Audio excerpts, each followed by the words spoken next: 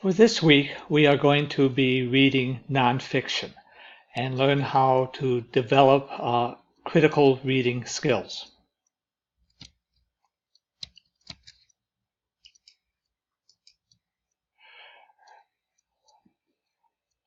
What I would like you to know by the time we are done with this lecture and you finish your quiz is be able to distinguish between fiction and nonfiction, define key terms associated with nonfiction, develop analytical skills for reading nonfiction, distinguish important from unimportant in reading nonfiction, synthesize nonfiction text into daily life, develop a skeptical reading habits, and finally read critically nonfiction literature.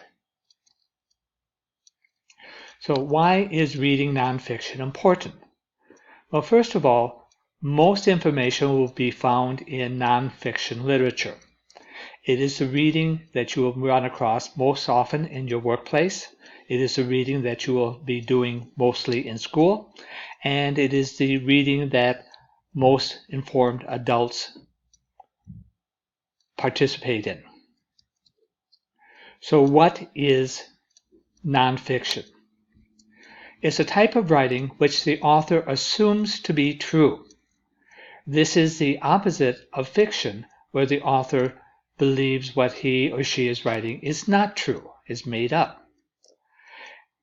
Nonfiction reflects the author's perception of what is, or what was, or what will be. Nonfiction can be either a paragraph or an entire book. So, alien abductions, the unsolved mystery, while you, the reader, may not believe it, the author does, and therefore it would be considered nonfiction. Some key terms. Some of them we've run across in fiction and in poetry: allusions, a brief reference to something else.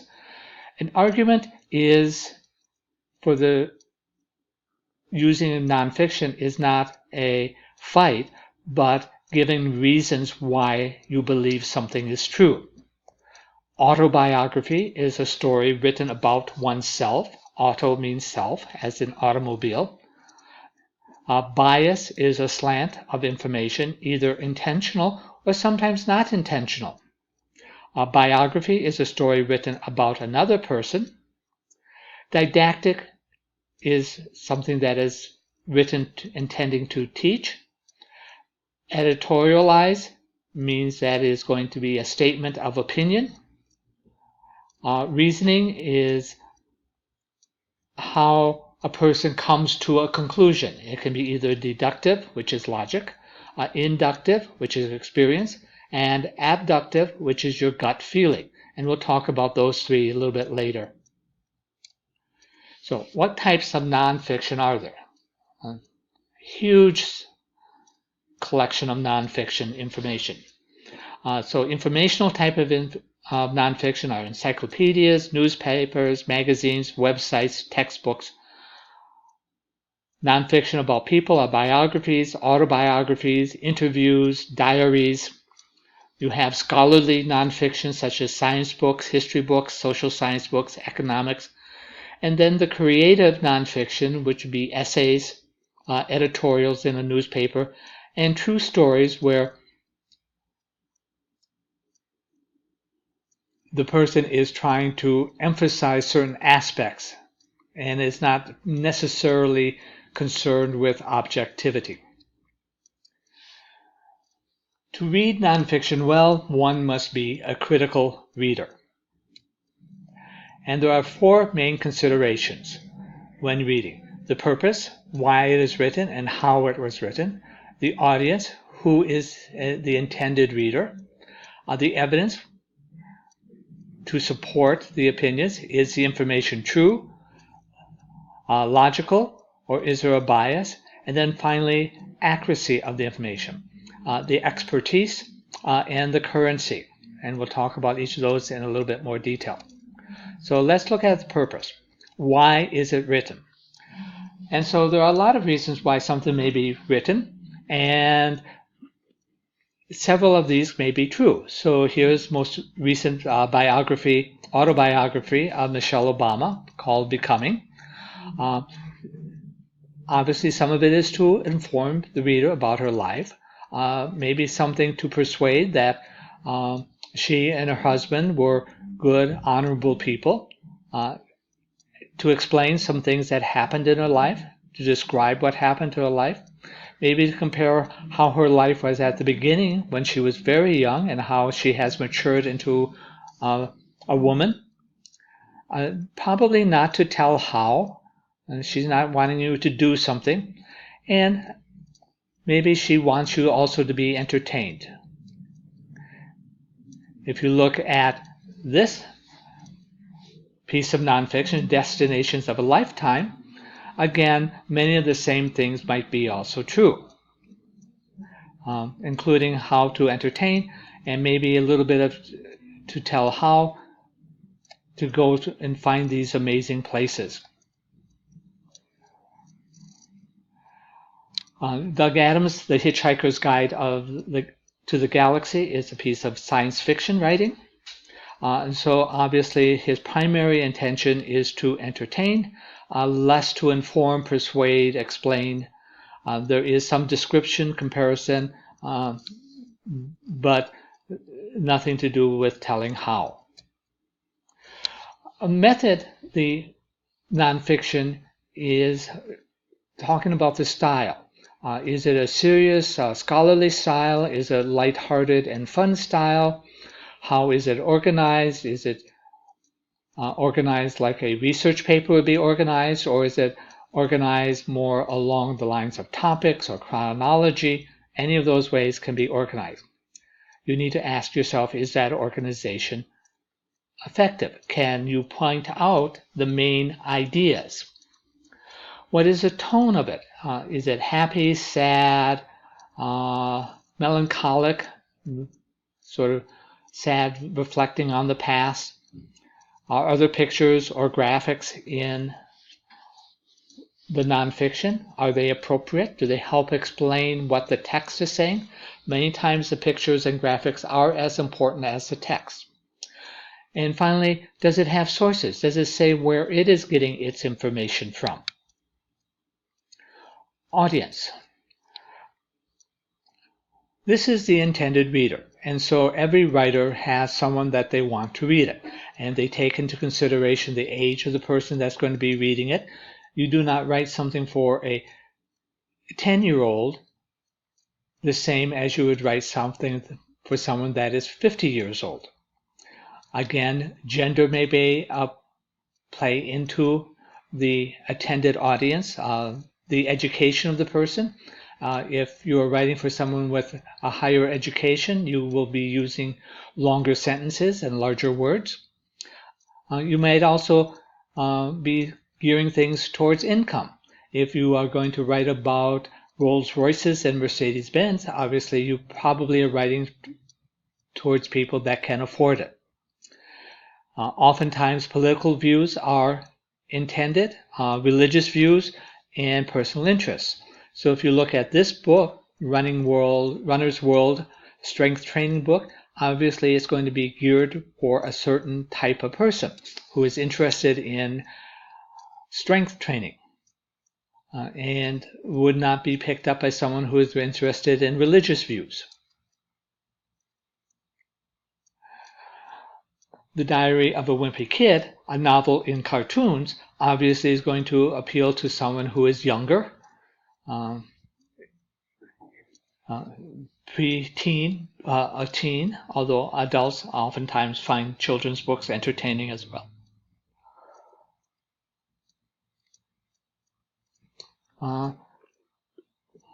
And a book like this might appeal to interests. It does have some religious views in it because of the second word, pray. Maybe some political views. It's pretty much gender specific. It's written primarily for women to enjoy, although many men have read it and enjoyed it as well. So Evidence. This is looking at what is actually being said. And there are many types of evidence. There's personal evidence, information gathered from letters, anecdotes, little stories, essays, blogs. Blogs are personal diaries that are written on the internet, is short for web log. Historical information, evidence, dates, places, names, events, all of those kinds of things can be types of evidence. Factual information, mathematical figures can be done. Biology, weather, all of those kinds of things can be factual evidence. You can have scientific evidence, things that are measured, experiments that are done, research that other people have done. All of this can be types of evidence. And then you have statistical evidence, which are percentages, ratios, predictions, trends. Now, statistics you need to be careful of because they can be slanted and skewed. You may have seen the commercials on TV where 4 out of 5 dentists agree. Well, if you have 5 dentists and one of them gets hit on the head with a baseball, is that really representative of the thousands of dentists that are in the country? So you need to look at statistics very carefully. So what kinds of questions should you ask as you're reading nonfiction? First of all, what is the evidence? What are they giving me? What kinds of evidence are they giving? Is the evidence accurate? Does it say, is it based on precise information? Is the evidence biased? Is it slanted or shaped into a particular conclusion? Is there key evidence missing? Sometimes things may be left out or not included. That might destroy the information. And what types of evidence is used? Is it personal evidence or is it more scientific evidence? Facts versus opinion. Facts can be verified. You can find them in many sources. Facts are usually quantifiable, that is, they can be measured. However, you must understand that facts may change over time. Up until the 1600s, people believed that the Earth was the center of the universe. With the invention of the telescope, the opinion shifted where the Earth does move around the sun. So what was facts 100 years ago may, with further evidence, change, become no longer true, and a new fact may replace it. Opinions are usually personal. Opinions may be based upon facts, and opinions can change. The important thing to remember is that facts by themselves are not important. They don't tell you anything. It's how they are interpreted that is important. In November, end of November, we celebrate Thanksgiving, and we think it's a great holiday. However, for many Native Americans, Thanksgiving is a day of mourning because that indicates that they lost their lands and their freedoms and their ability to govern their own lives because of Westerners coming and settling in the Americas. So that same fact can be interpreted with two different opinions. So what is logic? Logic is 3 types of logic. Induction is based upon experience. And so a scientist will do an experiment over and over and over again. And if they get the same results, then they will say, well, it seems that this is true. You use inductive reasoning every day when you get up in the morning, because you assume that when you get up, there's going to be a full day of things for you to do, that the world will not end. Deductive is basically logic, and it starts with a belief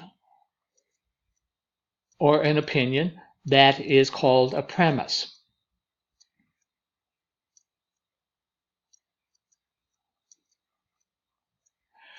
And so you might say that John washes his car every Tuesday. So that is a statement of fact. Then you have a second premise. John is washing his car. From those two premises, you can come to a conclusion that today must be Tuesday. Because if he washes his car on Tuesday and he's washing his car, therefore it must be Tuesday. And so this kind of deductive reasoning is what is called a syllogism. Abduction is basing actions and opinions on your intuition, what you feel is right. And many times this works very well. Scientists don't know exactly why, but many times our gut instinct is right. And that. Now, when it comes to logic, there are certain things that people do to try to persuade you that are not necessarily pertinent to the information that they are trying to tell you.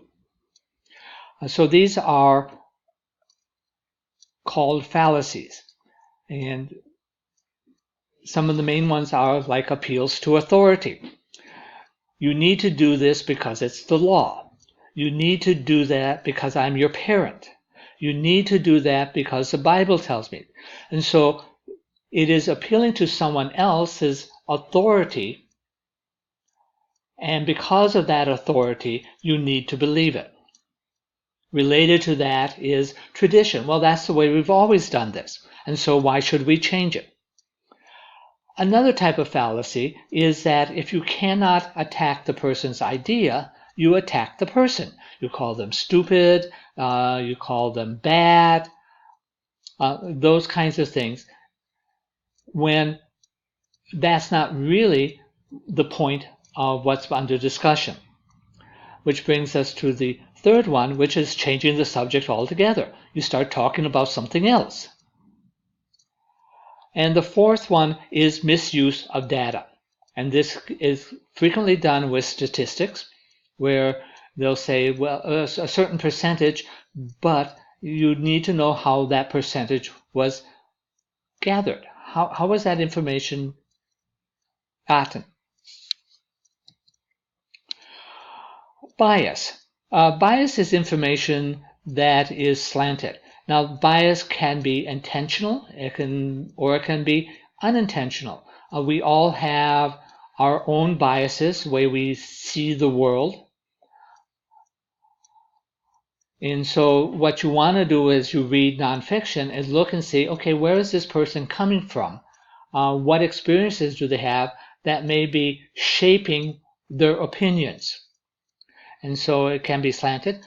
Information may be incomplete. Again, the person writing may not know the information or may decide to leave it out because it does not look good in their arguments.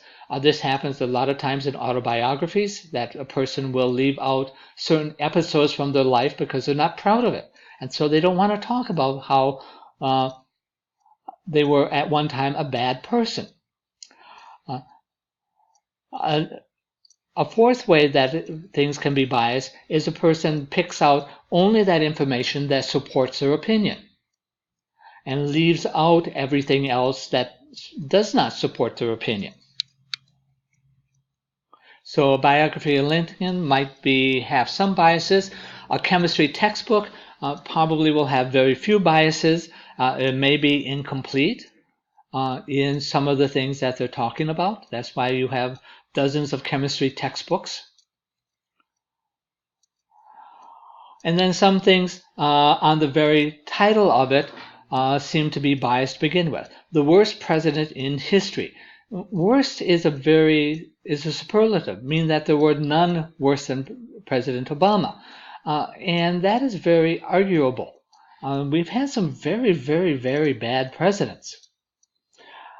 And so you might want to look at this and say, okay, just from the title, this seems like this is going to be a very biased approach to the topic. Accuracy. What is accuracy?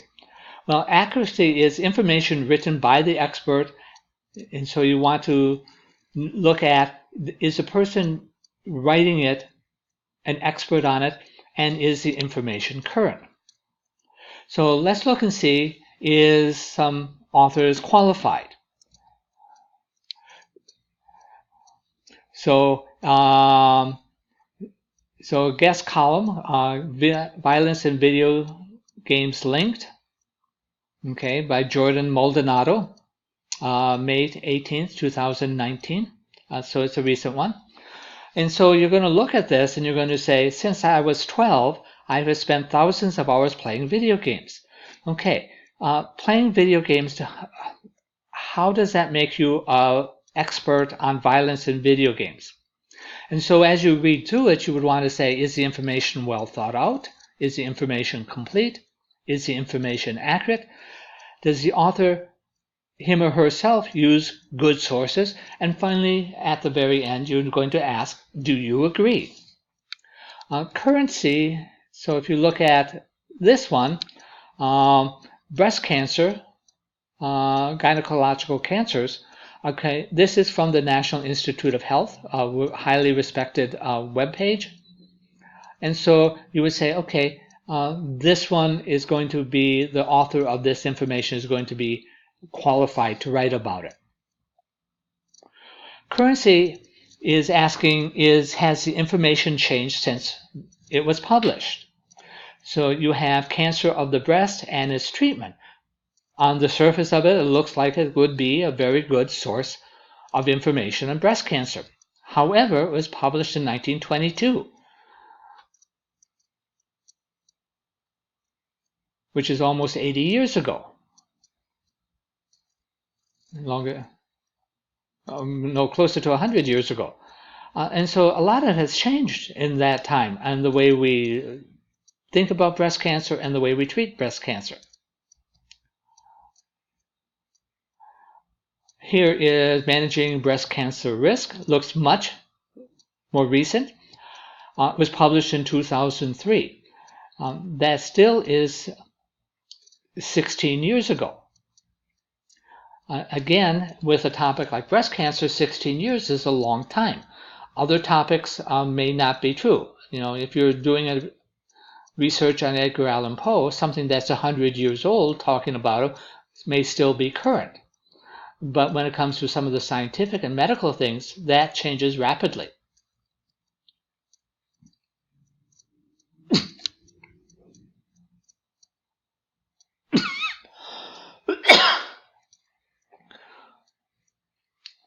If you look at this one, which is done in 2018, which was last year, you know that this is going to be relatively current and would be a better source of the three that were looked at. So let's put this a little bit into practice. And so this is an editorial, the title of which is Florida Court Gets It Right. Taking guns before something really bad happens. So that's the title of the article. It's from the Miami Herald, which is a newspaper, and it's written by the editorial board. And so it is September 30th, 2019. So it's really recent.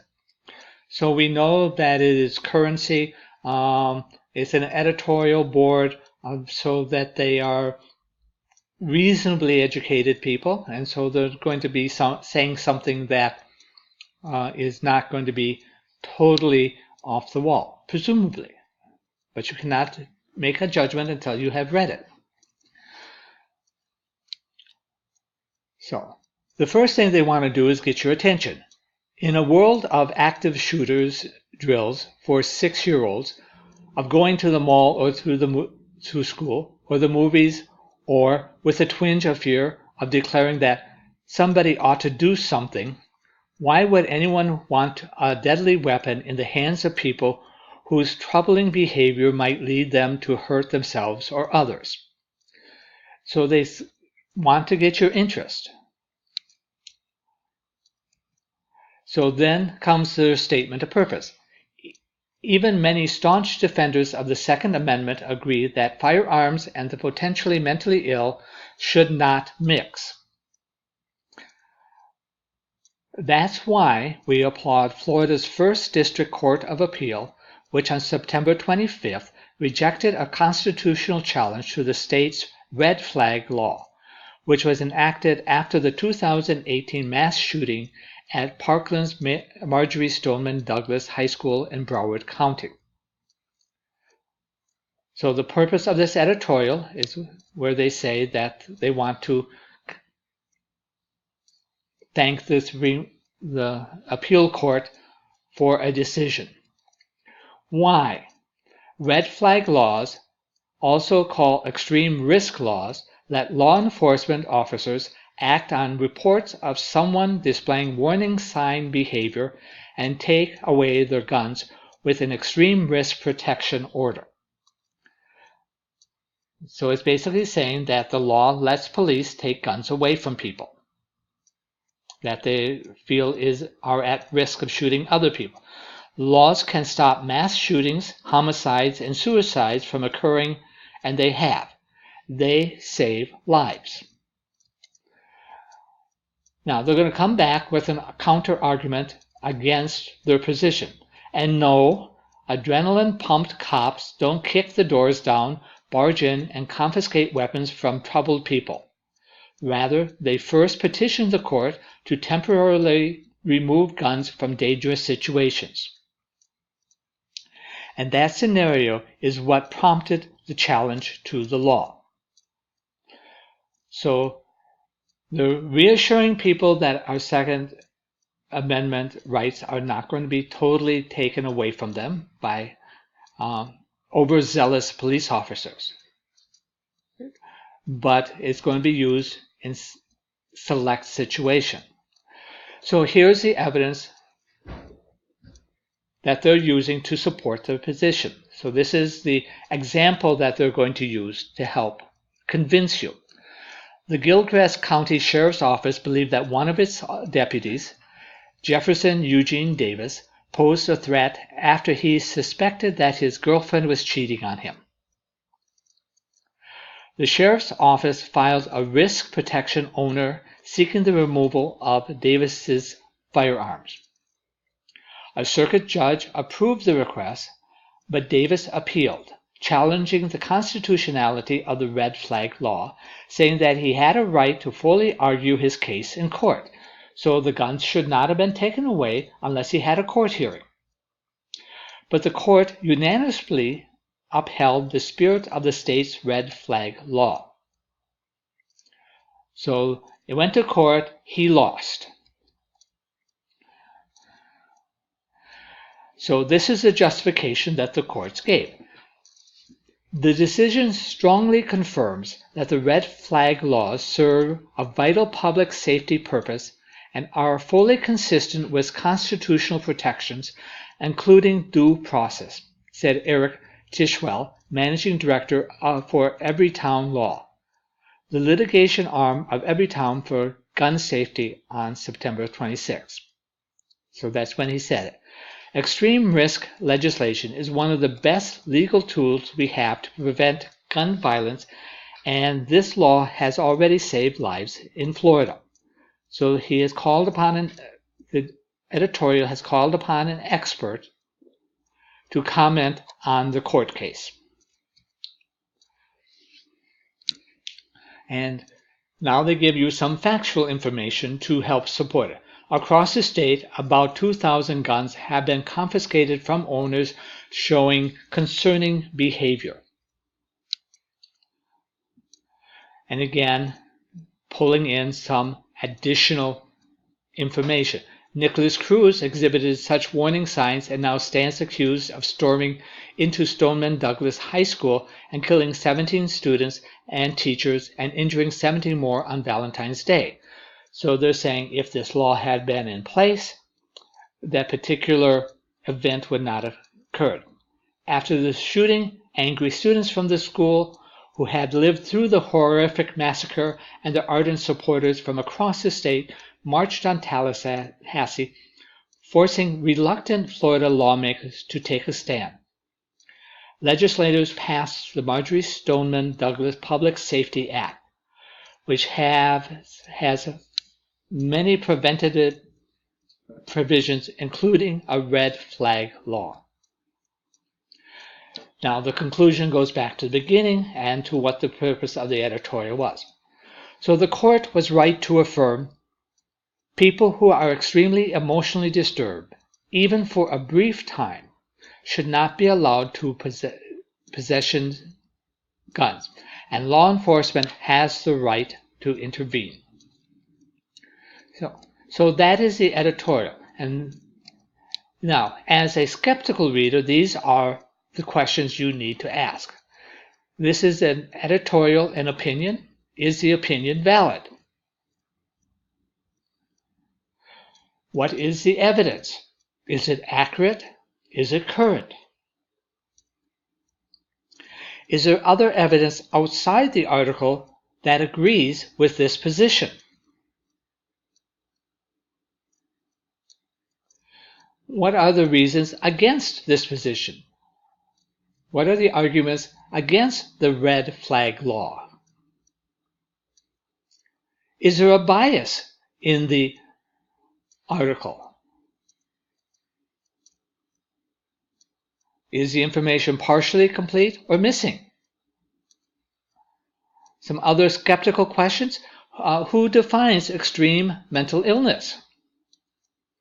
Should the person have treatment besides having the guns removed? They don't talk about treatment in the article at all. And finally, should the courts be the one deciding whether someone is a danger and should have the guns removed? So these are the thought processes you need to go through as you read nonfiction. So to summarize, nonfiction is about what the writer believes to be true. Nonfiction may be personal or scholarly. Nonfiction needs to be evaluated objectively for accuracy and for any biases. So